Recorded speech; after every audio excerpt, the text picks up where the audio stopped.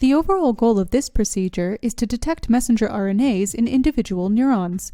This is accomplished by patch clamping and recording individual neurons. Then, completely aspirate the cytoplasm from each recorded neuron. From the mRNA in the cytoplasm, cDNA is made and amplified by PCR. Ultimately, specific mRNAs for receptors, ion channels, and enzymes can be detected through a conventional gel imaging system.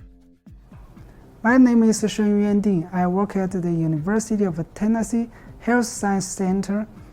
Generally, individuals new to this method will struggle because the amount of mRNAs in a single neuron is extremely small and easily lost.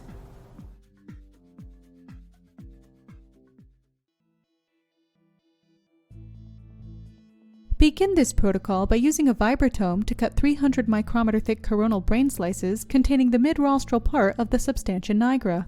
Brains can be isolated from 15 to 40-day-old Sprague-Dawley rats.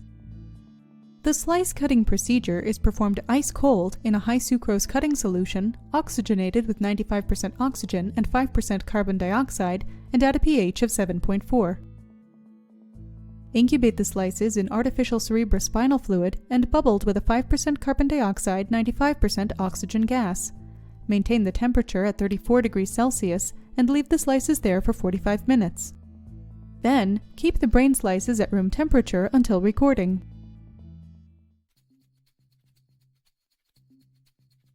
Begin by transferring one brain slice to a patch clamp recording chamber, continuously perfused with oxygenated artificial cerebrospinal fluid at 32 degrees Celsius.